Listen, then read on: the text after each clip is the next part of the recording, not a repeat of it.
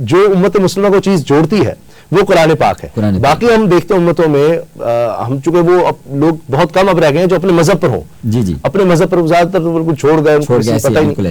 تو امت مسلمہ یہ ہے کہ اب بھی سب سے زیادہ تعداد نہ صرف یہ کہ مسلمانوں کی ہے بلکہ جو کنورژن ہے کسی بھی مذہب کے حوالے سے دیکھیں جو سب سے زیادہ دنیا میں آج بھی پھیلنے والا مذہب ہے, یورپ مغرب دیکھیں دنیا میں کہیں بھی, تو وہ اسلام ہے. اور اس میں یہ ہے کہ تمام مسلمان, یہ اللہ کی ایسی کتاب ہے کہ جس کی نے ہمیں جوڑ رکھا ہے. بالکل ایسے ہی ہے. اور یہ بڑی خوبصورت بات ہے کہ قرآن مجید کے کسی ایک حرف کے اوپر, کسی ایک نقطہ کے اوپر پوری امت میں 1400 سال سے کوئی اختلاف نہیں. یہ خوبصورت بات. اللہ کسی ایک زبر زیر پر کسی کا کوئی اختلاف نہیں. سبحان اللہ. ہاں کسی کا اختلاف ہوا وہ صرف اس کی تعبیرات و تشریحات پہ ہے, جس کو ہم تفسیر کہتے ہیں, تفسیرات لکھی گئی. یہاں پہ یہ بات میں عرض کرنا چاہوں گا ہمارے ناظرین کے لیے کہ اس میں اختلاف ضروری ہے, وہ لازم ہے, وہ آپ اس کو ڈینائی نہیں کر سکتے. اس کی وجہ یہ ہے کہ انسان مختلف ہے, اس کا برین, اس کا دماغ مختلف ہے, اس کے سوچنے کا, اس کا مشاہدہ کرنے کا, اس کا پرسپیکٹیو ہی ڈیفرنٹ ہے. جب اس کا پرسپیکٹیو ڈیفرنٹ ہے, اس نے جس طرح چیزوں کو پرسیو کیا, اس نے جس طرح احادیث کو لیا, اس نے جس طرح لینگویج کو سیکھا اور دیکھا, جس ماحول میں وہ پلا بڑھا, وہ اس انداز کے اندر قرآن مجید کی تفسیر کرے گا اور وہ اس انداز میں بتائے گا کہ میری فہم اور عقل اور سمجھ کے مطابق مجھے یہ چیزیں سمجھ آئی ہیں. وہ اپنا فہم شیئر کرے گا.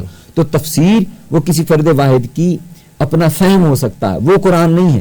قرآن اللہ رب العزت کا کلام, وہی عربی کلمات اور ان میں کوئی اختلاف نہیں ہے. اور یہ ہم پر فرض ہے ایمان اس پر لانا, اس پر ایمان لانا. اللہ کا کلام ہے, قرآن پر ہوگا. اور جو اس پر نہیں وہ پھر دائرہ اسلام میں نہیں. بالکل دائرہ اسلام میں نہیں. اس میں کوئی دوسری بات نہیں ہے.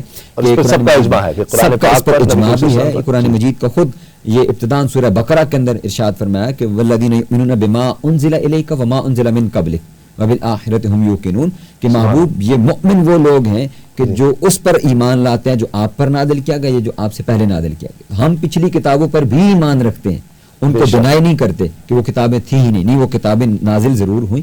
زبور حضرت داؤد علیہ السلام پر, تورات حضرت موسیٰ علیہ السلام پر, انجیل حضرت عیسیٰ علیہ السلام پر اور دیگر صحائف مختلف انبیاء کرام علیہ السلام کے اوپر نازل ہوتے رہے.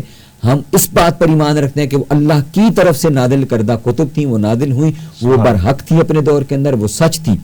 بعد ازاں ان میں تعریف ہوئی تو اب تو وہ کتب اپنی اصلی حالت میں نہیں رہ گئے, تو اس کو تورات کہنا ہی وہ ایسے ہے کہ وہ غیر ضروری چیز ہے کہ وہ اپنے اس کے مذہب کے ماننے والے وہ کہتے ہیں اس کو. تو بہرحال تو کتاب جو بھی اس کا وہ نام رکھیں یا جس طرح بھی اس کو پکاریں, یہ ان کا حق ہے, وہ اس کو کہہ سکتے ہیں, بالکل ان کا رائٹ ہے. لیکن ہمارا یہ ایمان تھا کہ اپنے دور میں یہ کتابیں برحق تھیں اللہ کی طرف سے. اسی طرح قرآن مجید کے اوپر ایمان لانا یہ جزو ایمان ہے. اگر قرآن مجید کی حقانیت یا اس کے نازل ہونے میں ہم شک کریں گے, اس کی کتاب ہونے میں شک کرے, تو وہ شخص دائرہ اسلام سے خارج ہے.